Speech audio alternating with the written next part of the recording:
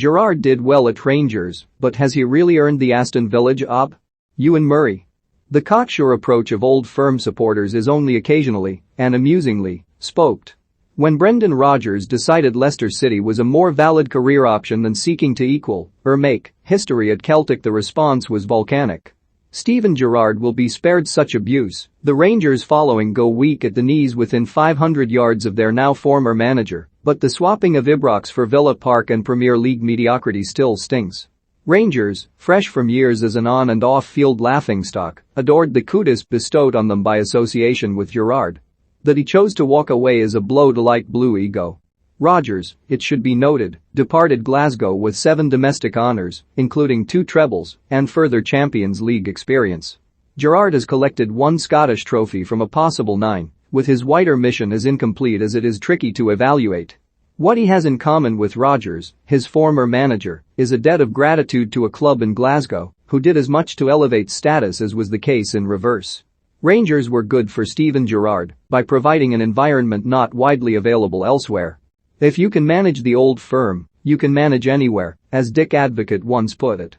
Should Rangers win this season's Scottish top flight, they are almost certain to gain direct entry to the Champions League. Gerrard apparently could not care less, a path back to Anfield not being particularly well served by trouncing Ross County or watching players skate around an artificial pitch at Livingston. As the Rangers support mourn Gerrard's loss, they are entitled to query the timing. It gives credibility to whispers all season that all was not well behind the scenes. One also has to wonder why Gerrard would not be fully confident of retaining the title, given the margin to Celtic at the end of 2020-21 was 25 points. Just last month, days after insisting he was happy and settled, Gerrard broke ranks with the assertion that, to compete with the teams we are playing against, we have to spend big money. His point related to the Europa League. In response, the Rangers hierarchy were entitled to point to a 7-figure salary bill increase mid-pandemic. The club has a last reported £48 million in staff costs, £33.5 million, of which relates to the first-team squad. It is a sad indictment of a player trading model beyond Gerrard's domain that not a single player was sold for even moderate value during his reign. Gerrard paid only lip service to the development of youth players via the first team. All the while, Rangers were reporting huge financial losses. Gerrard's desire to return to England follows logic.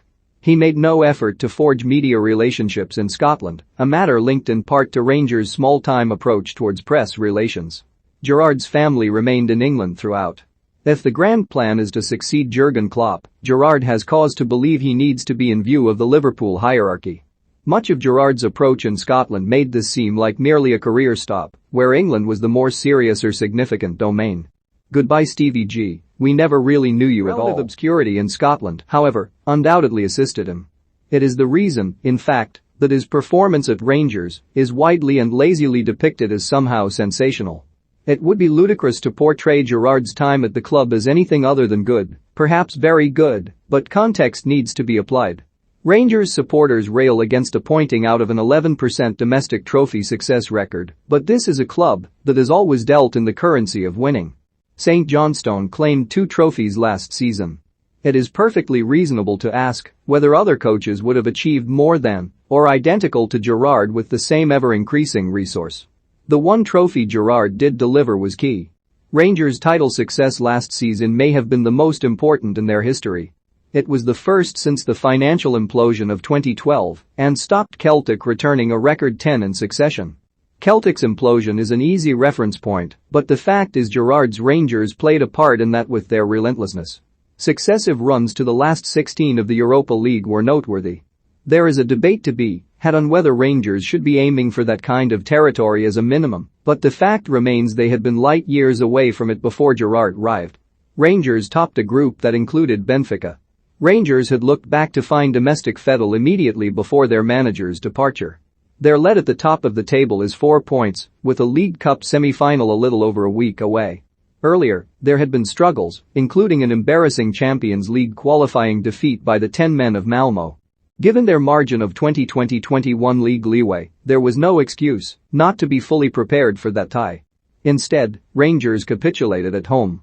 Gerrard's task was to ensure last season was not the exception, given Rangers had been a clear second best in Scotland in 2018-19 and 2019-20.